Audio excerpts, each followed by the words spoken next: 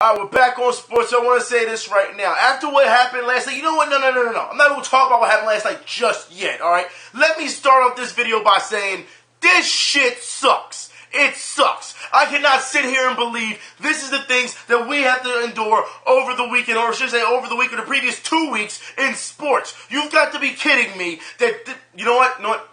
Let me start this off on a better note. How about that? Let me start something better note, all right? Let me say congratulations to Barcelona for winning the Champions League final against Juventus. Let me say that right now, okay? Let me just get that out the way. Because it was a great game. They beat them 3-1, and Barca fans were just going crazy even before the game started. Barcelona fans, you know what? You had a party of it. It was great to actually see them celebrating the way they did. I also want to say real quick, if you haven't been watching the NHL Stanley Cup Finals, by all means, why aren't you watching? This is a high-paced game, and you know what, as far as I'm concerned, it doesn't matter who wins against Chicago or the Lightning. As far as I'm concerned, I hope the Lightning win because of what Chicago did to the Flyers in 2010. And I don't understand how Flyers fans can sit here and cheer for damn Blackhawks after what's happened and say, but Keelo's on the team. Well, guess what? Braden Coburn's also on the Lightning. I don't see you cheering for him, but then again, it's Braden Coburn, Mr. Turnover, so I understand that. But you have to understand, you're not supposed to be cheering for the damn Blackhawks. You should know better than that. I want to say, though, these two teams are playing at a really high pace, really fast pace. It's really exciting to watch these games, and I'm still upset with the Anaheim Ducks, okay, for not finishing that game that you choked. You choked. You did, all right? I want to move on. I want to talk about the serious things today, and I want to talk about ESPN and their slimy, cash-grabbing, ratings attention-whoring getting Arthur Ashe Award for this year. Now, as we know, Bruce Jenner, look, I don't care if you want to come out and you want to have a sex change. I don't care. None of my business. You get what I'm saying? I don't care. That's your life. Don't care. All right?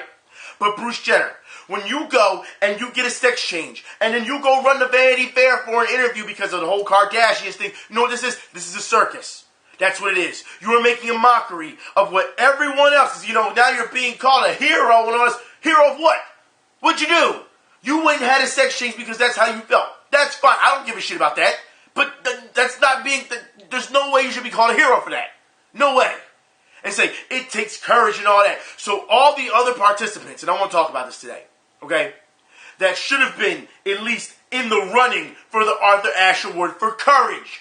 You went and gave it to them because ESPN, you saw an opportunity and said, this is Hollywood, this is something that we can do. We can run with this and you know, and get some big ratings off it. Because let's be honest, that's what you did.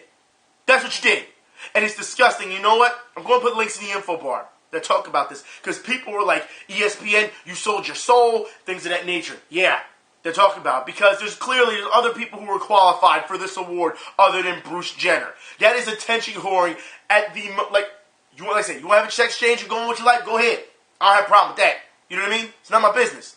But when you go run the Vanity Fair and try to make it this big deal, and then you jump on Twitter, all right, and you put 2 tweets and you get, what, 1 million plus followers, and you say, we broke another record. Us Kardashians broke another record. Yes, it's attention whoring. That's what it is. It has nothing to do about you feeling like a woman at that point. No, it's about spotlight. It's about grandstanding.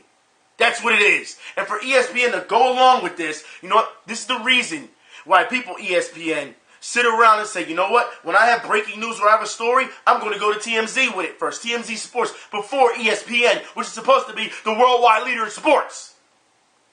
But yet, you still don't see where the error of your ways, do you? So let's get started. Now, Bruce Jenner gets the Courage Award or whatever, Arthur Ashe Award, which pretty much has lost all meaning at this point. And as we know, when this came out, when this was revealed, we found out that there was a soldier who was in the running for this. He came second, which I believe was Noah Galloway. Now, for those who know who Noah Galloway is, let's look at who Noah Galloway really is.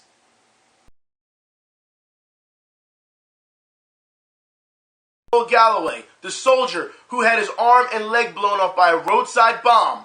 That's right. And he still competes in CrossFit challenges, marathons, and death races. I want to say this right now, because for those who don't know, we've seen this image for a previous week or so go around. ESPN has come out. I'll put the link in the info bar. ESPN has come out and said that Noah Galloway wasn't a runner-up in the Arthur Ashe Award due to the fact that there's no such thing as a runner-up. They tried to say it was a hoax. A lot of people are writing articles saying it's a hoax. Noah Galloway, these things really did happen to him, but he wasn't considered for the Arthur Ashe Award. You understand, ESPN? That just makes things worse. Do you understand that? It's worse now. It's not the fact that he just got edged out by Bruce Jenner or Caitlyn Jenner, whatever the hell you want to call him or her, whatever, okay? But the fact that he wasn't even considered for this award shows what type of integrity that you have. That's what it shows. But that's not all. There's more people who deserve this award other than Bruce Jenner or Caitlyn Jenner, all right? Let's talk about Lauryn Hill.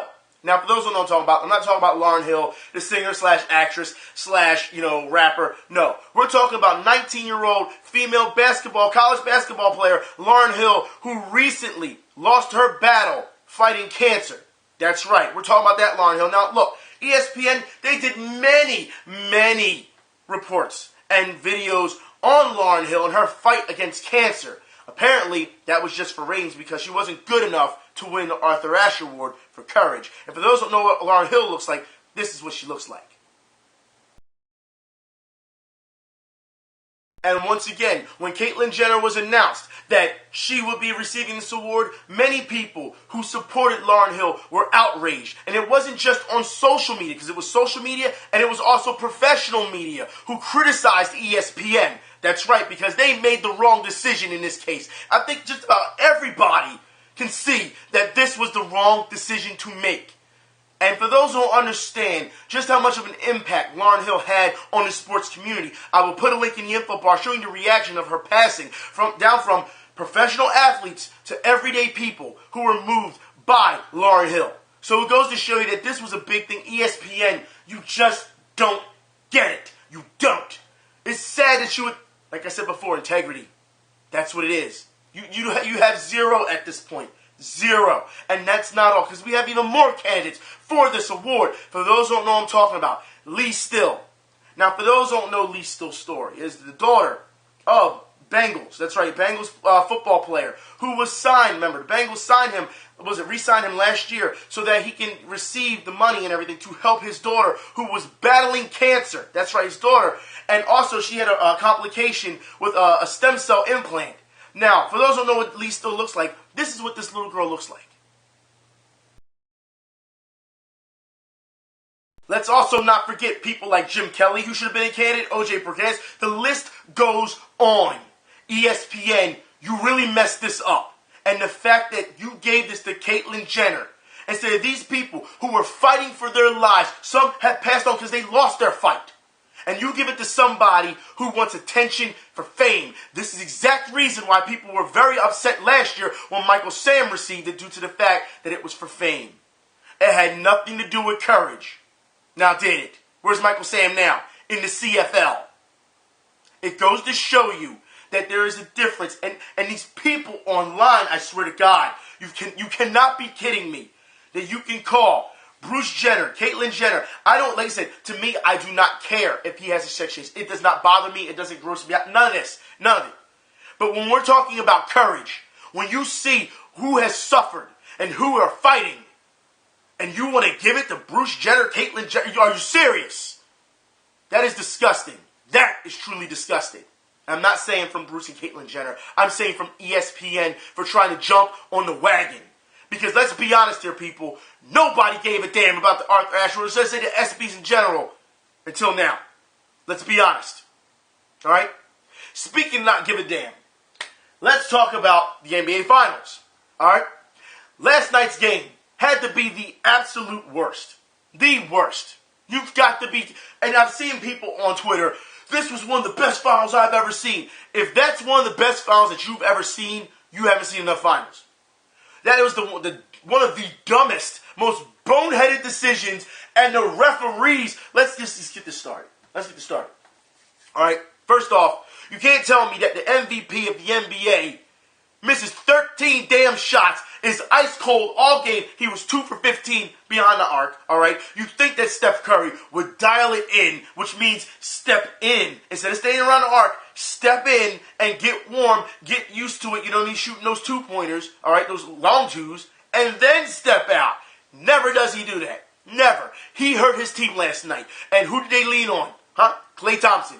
Klay Thompson stepped in stepped in and did what he needed to do. And I'll put it like this.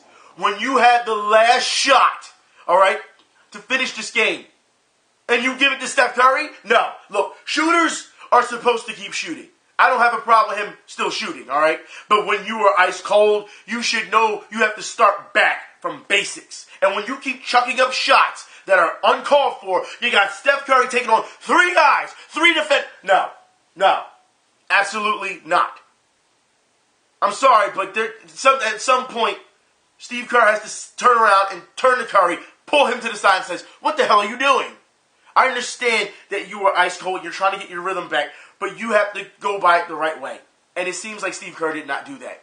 The Cleveland Cavaliers played absolutely atrocious last night, aside from LeBron James and Mozgov, all right, throughout the entire game. And then last 5 minutes of the game, you had Dellavedova come in and do something. It was an absolute travesty, all right? These players that you're supposed to lean on, J.R. Smith, and even J.R. said on his own Twitter, was it last night? He played like shit, or is it this morning he said it, all right? And Shumpert, and Knicks fans have been telling you guys, how long, Cavs fans, you cannot lean on these guys, especially in crunch time moments. That's why they got rid of them. That's what he said. And all they did was prove Knicks fans right last night. Knicks fans were on Twitter damn near celebrating. They were laughing so hard. They were. You have to understand, this game was atrocious, all right? We can talk about flopping all day. Matter of fact, let's talk about Mozgov, all right? About his flop, because you can't sit here and tell me Griffin Brooks flop week coming up. You cannot sit here and tell me that this is okay, Cavs fans. James fires, won't go, and a loose ball foul against Golden State as Mozgov once again got shoved. And it's going to be Draymond Green his second. Clearly shoved Mozgov in the back, in position for the offensive putback. You see him, he has him sealed here. Ball is up, and the shove in the back by Draymond Green, correct call. Oh, and Golden State fans, don't think you let off the hook either, because Andre Iguodala, that's right, ex-Sixer, decides he wants to do a fair share of flopping on his own. Iguodala, jump shot against James. Count it and one. LeBron James didn't like the call as he picks up his first, and Iguodala with a chance for a three-point play.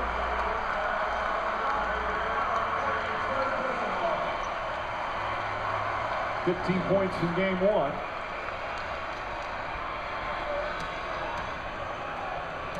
Iguodala sold it. Klay Thompson, all right, and Andrew Bogut, the Golden State Warriors really didn't have much of a chance last night. And I say this because Steph Curry, like I said, even though shooters are supposed to keep shooting, all right, you're supposed to still facilitate that ball. You're supposed to still draw people to you. They're playing you one-on-one last night, and you couldn't even get around them. For those who missed the press conference, Steph Curry said he was hesitant on shooting in the first quarter. He was hesitant. Your MVP of the NBA was hesitant on shooting in the first quarter, all right? But you still draw people to you. You're supposed to draw people to you. Pass it out to the guy who's open. Barnes didn't do much last night. Livingston and Barbosa didn't get much of, if you ask me, they didn't get enough playing time. If you ask me. You got Maurice Spates out there who gets, he gets a wide open dunk and misses it. And what happened? He went to commercial and he came back. He was benched and we didn't see him for the rest of the game. Once again, the Sixers. It seems like when the Golden State Warriors decide they want to go somewhat small with Iguodala and Spates, they're Sixers light. And they still play that way. Iguodala trying to take three-pointers. You can't shoot. We saw this all in Philadelphia. You can't shoot. Then when you get to the free throw line, you can't shoot. You still miss free throws. Like, you've got to be kidding me. You have to understand, when you look at the game and you look at the score, and then you start looking at free throws and you start missing that blown opportunities, those things add up. All right? They add up. And they're bonehead mistakes. Not to mention wild passes into the crowd, and none of it makes sense. And you know what? Like I said, neither team's fan base should be happy with what you saw last night. Neither. I don't give a damn who won at this point. All right. The fact is, a lot of us who are on the outside because we have no allegiance to any of these teams, okay, we're looking for competition. We're looking to watch it. And then when you pull that out, that's absolutely atrocious. It's ridiculous. You should be ashamed of yourselves. You really should. And like I said, it wasn't just Golden State Warriors. Cleveland Cavaliers did this a lot too. All right. A lot of people like to talk about LeBron James, where he made like 40-something points, back-to-back triple doubles. Have you seen how many shots he's taken? Did you see how many shots he missed? Look at those stats again, and you're gonna be like, damn, that's a lot of shots. He missed a lot of yeah, he did. Because for the best player in the world, and I want to say this to Jeff Van Gundy, all right? Because we saw last night, Jeff Van Gundy kept saying, LeBron doesn't get enough credit for what he does. LeBron, he makes everyone better. But then when the Cavs lose, then he has no one around them. Which one is it? You can't have it both ways. You can't fall back and say he doesn't have help, and then turn around and says he makes everyone better when they win. You can't do that. On top of this, what the hell do you mean that LeBron James doesn't get enough credit? LeBron James has been credited since he's been in this NBA as the best player in the damn world. Don't sit here and tell me he don't get enough credit. You got people who will jump ship, who will go from team to team to team just to cheer him on. Don't tell me he don't get enough credit. That's absolutely ridiculous. And the referees. I'm wondering how you and I understand that on Tuesday, the next game, they're going to have a new set of referees. All right? As far as I'm concerned, I'm for that. Because last night's game was ridiculous the way they reffed it. There were so many ticky-tack foul calls. Not only that, you're not calling travels. Mozgov got away with 2 big travels in the paint that they never called, okay? I want someone to tell me how a referee can miss this clear travel by LeBron James.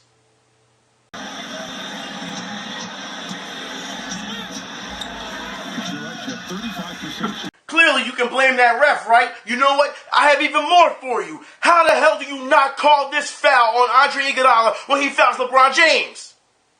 Cleveland up by 1. LeBron James still upset that they missed this. They defended it so well until this slap across the arm. He traveled before that, but that is clearly a foul.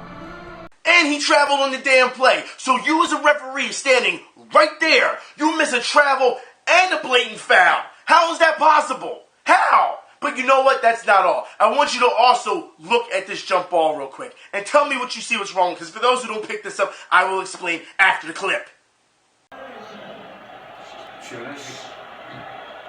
That should have been re-tipped. And I have to agree. As Jeff Van Gundy said, it should have been re-tipped.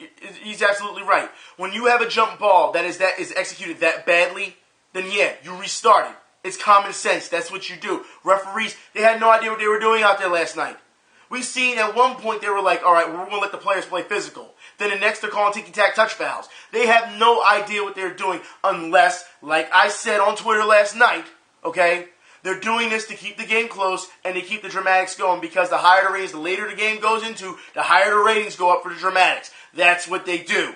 But that's not why we come to see basketball now, is it? This is what I'm talking about. Referees hurt this game, hurt both teams if you ask me, horribly last night. Not to mention the bad play by both teams.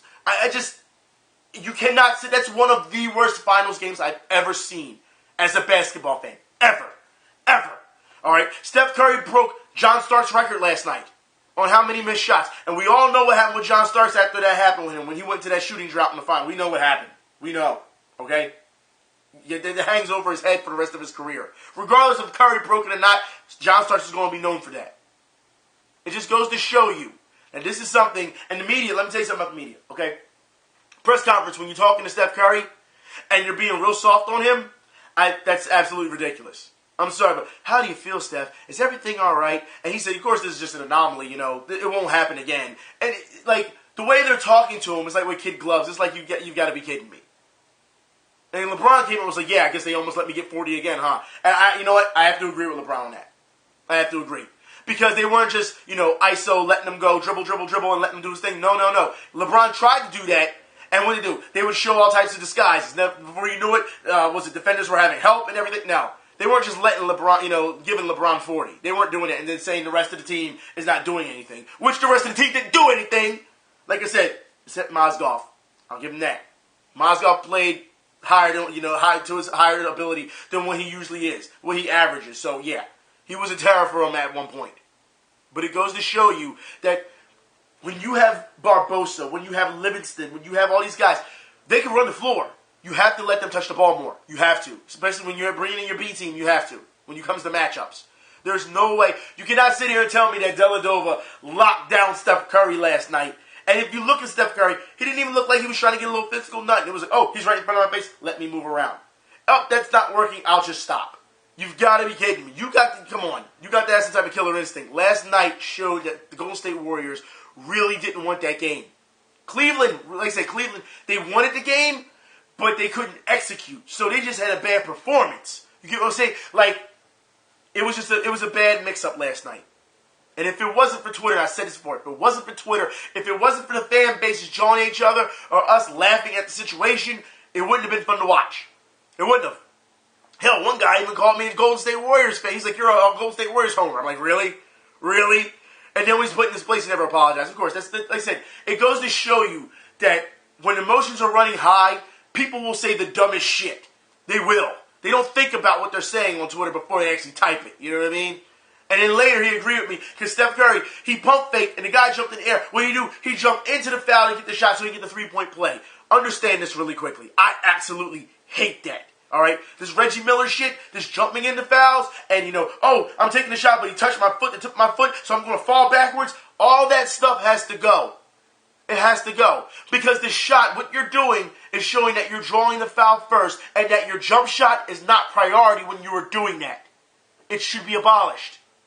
Hack a Shaq, hack a Dwight, whatever the hell you want to call it, should be abolished. I could understand if players, and coaches have this strategy late in the game when they're down points. You know what I mean? And I'm talking like in the fourth quarter, late in the fourth. I understand that. But when you're doing it in the first and second quarter because you want to get an advantage, that's just cheap as far as I'm concerned. Play defense straight up. If the guy's too big for you, guess what? You're going to have to find a way around it now, aren't you? That's your problem.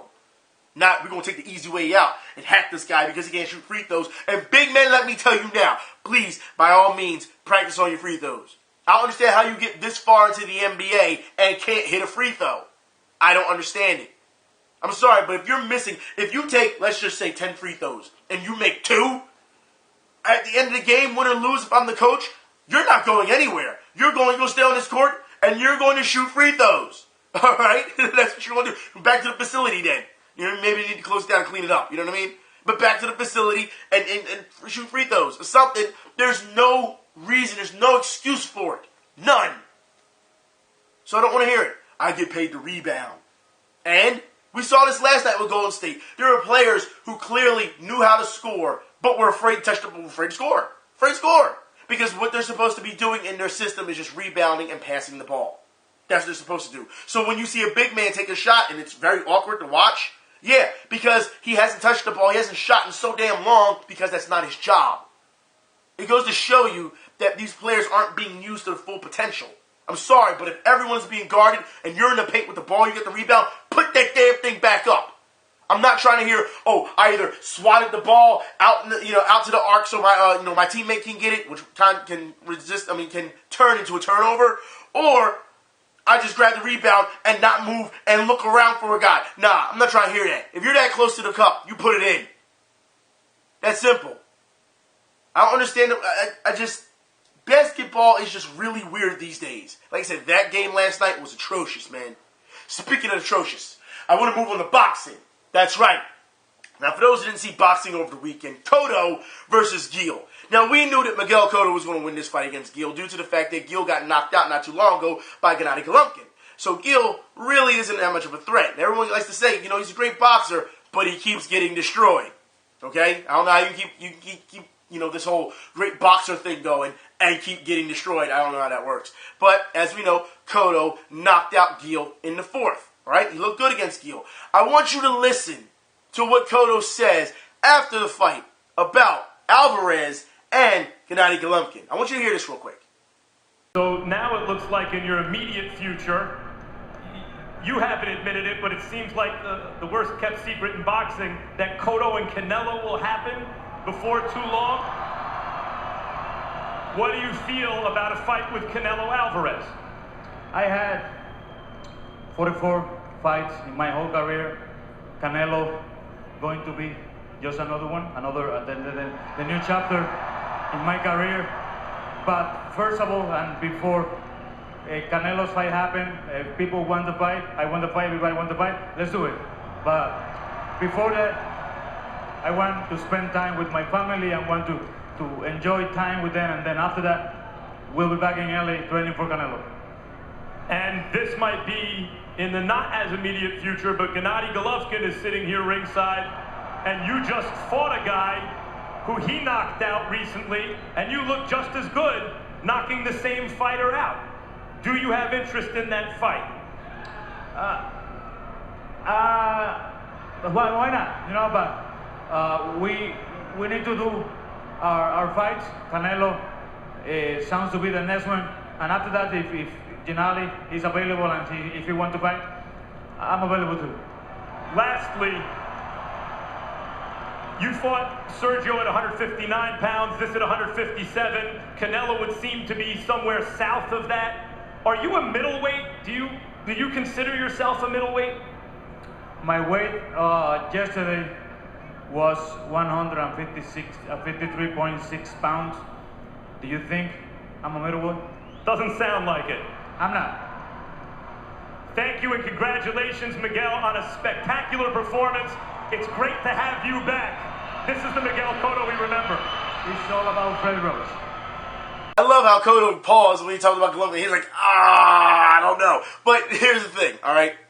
We know that Gennady Golovkin, last time we talked about this, I showed you the video, where he wanted to fight Alvarez. Now, Cotto wants to fight Alvarez. I will put it like this. If I'm Oscar De La Hoya, all right, and I have both of these guys here, and I say, look, nobody wants to fight Golovkin because, let's be honest, he's a destroyer. And given the comments that some of you guys had said, was it in the last video, where you're saying that, you know, Golovkin, he's pretty full of himself to do something like that. If I'm looking from a business standpoint, I'm having Alvarez fight Cotto. He's the bigger fight. He's the bigger draw. He is what will bring you, if you want to say, dare I say, pay-per-view numbers? So if I'm looking from a business aspect, you want to fight Cotto. That's been what Alvarez has been looking for Cotto anyways at one point. He was calling for Cotto for a while, and Cotto was like, I don't have time for you. You know what I mean? Now he has Cotto's attention. So 9 times out of 10, Alvarez is going to fight Cotto next, all right? Regardless if Golovkin wants to fight Alvarez or not. Because Golovkin says he'll fight anybody, all right? The fact that Golovkin was in the crowd when, Cotto was there. I mean, what's Cotto going to say? Let's be honest here. Would you fight Gennady Golovkin? No, I won't. Is he supposed to say that right from? Come on. No. He's going to say in the future. You never know what's going to happen in the future. You never know what's going to happen between Cotto and Alvarez, and then Cotto says, okay, you know what? I may be done. I don't need to fight, Golovkin. You never know.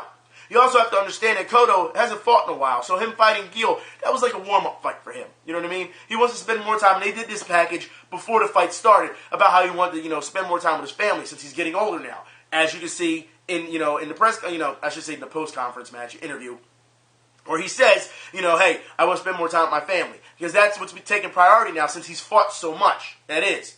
So I can understand why Cotto feels that way. But as we know, ever since he's fought Floyd Mayweather, I would say, Cotto has been really all business. And now that he has Freddie Roach in his corner, this is going to be something that you see from Cotto for a long time now. All right? So he's going to strategically pick his opponents. However, this with Alvarez, they're going to fight. I think they're going to fight first before Alvarez and Golovkin fight. I just think that Cotto, like I said, Cotto is the bigger draw. We saw what happened between Cotto and Martinez, and as we know, Martinez was injured when he fought Cotto. So it should be interesting to see if Martinez can come back from that. Also, for those who do not know about Martinez, Sergio Martinez, if you haven't watched Netflix, by all means, please, there is a documentary called Marvella on there. That is very interesting between what happened with Martinez and him being stripped of his title when he fought Julio Cesar Chavez Jr. It is very interesting to see how, I believe it was the WBC, how they went against, Cotto. They actually waged bets, I'm sorry, not against Cotto, against Martinez. They waged bets against Martinez in favor, of Julio Cesar Chavez Jr. Please, by all means, if you get a chance to watch the documentary and see how things are worked within the business, it's great. It's absolutely great to see. I really do feel bad for Martinez because for those, when you see the documentary, he will talk about how every day he is in pain. That's what most of us go through in boxing. We are in pain all the fucking time. You just don't hear us bitch about it. That's what it is. All right? But it goes to show you the determination that he has. It'll be interesting to see if Martinez can come back from, especially at his age, and if he has the tenacity that his body can bounce back from this. We shall see. All right? Also, I want to talk about more boxing. I have to talk about this, judges. We know that you should not leave a fight up to the judges. But Premier Championship Boxing, I want to talk about this. Robert Guerrero fought Martinez over the weekend. And you know what? This fight was a really great fight. If you didn't get a chance to see it, it was a great fight. It was very up close and personal. I personally felt that Martinez won this fight. I personally felt he won. However, listen to the judges' scoring. All right? Split decision win. Listen to the judges' scoring and tell me what's off. In today's main event, we'll go to your judges' scorecards. Your first judge at ringside, Max DeLuca, scores the fight 95-94, seeing the fight for Martinez. Your second judge, Eddie Hernandez, scores the fight 95-94, seeing the fight for Geale. Your third and final judge at ringside, Jerry Cantu, scores the fight 97-92 for the winner by split decision, Robert Geale.